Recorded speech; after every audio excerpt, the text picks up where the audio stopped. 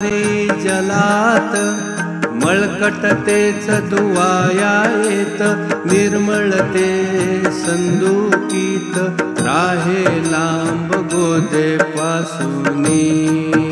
இந்த ஓவியின் பொருளாவது கோதாவரி நதியின் நீரில் துவைக்கப்படுவதற்காக அழுக்கு அடைந்த துணிகளே கொண்டு வரப்படுகின்றன.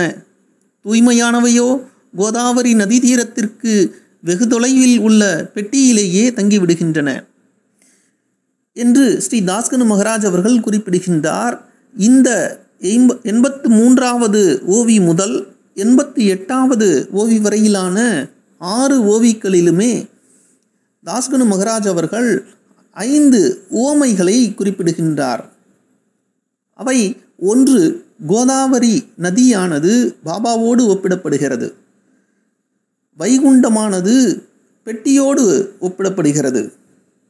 படித்துறையானது, அந்த கோதாவரி படித்துறையானது பக்தர்கள் கொண்ட நம்பிக்கையோடு ஒப்பிடப்படுகிறது. துணிகள் ஜீவாத்மாக்களோடு ஒப்பிடப்படுகிறது. அந்த துணிகளில் உள்ள அழுக்குகள் ஷத்ரிபு என்று சொல்லப்படக்கூடிய 6 எதிரிகள் என்றும் 6 அக எதிரிகள் என்று சொல்வோம் அல்லவா, அந்த காமம், குரோதம், லோபம், மோகம், மதம், மாத்சரியம் என்ற 6 துர்குணங்களை அழுக்குகளாக ஸ்ரீ தாஸ்கனு மகராஜ் ஒப்பிடுகின்றார். இந்த 5 ஓமைகள் தான் இந்த ஓவியிலும் இனிவரும் அந்த அடுத்த 5 ஓவிகளிலும் ஓமையாக குறிப்பிடப்படுகின்றது. இந்த விளக்கத்தை பின்னதாக 85வது ஓவியில் தெளிவாகவே தாஸ்கனு மகராஜ் குறிப்பிடுகின்றார். இங்கு 6 விகாரங்களை வென்ற மனிதர்கள் வைகுண்டத்தில் இருக்கிறார்கள். அதாவது மற்ற ஆசாபாசங்களுக்கு உட்பட்ட 6 விகாரங்களில் ஒன்றையோ பலவற்றையோ கொண்ட மனிதர்கள் நம்பிக்கையோடு பாபாவை அணுகும்போது பாபா அவர்களின் மனவிகாரங்களை அகற்றி வைகுண்டத்திற்கு அனுப்பி வைக்கின்றார்.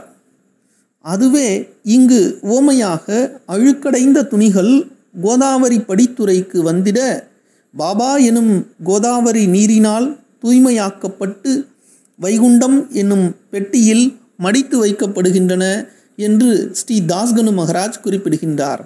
இங்கு பாபாவை அணுகுபவர்களுக்கு வைகுண்டத்தை அடைவது சர்வ நிச்சயம் என்ற கருத்தை ஸ்ரீ தாஸ்கனு மகராஜ் அவர்கள் இந்த ஓவியில் குறிப்பிட்டுள்ளார். ஜெய் சாய்ராம்.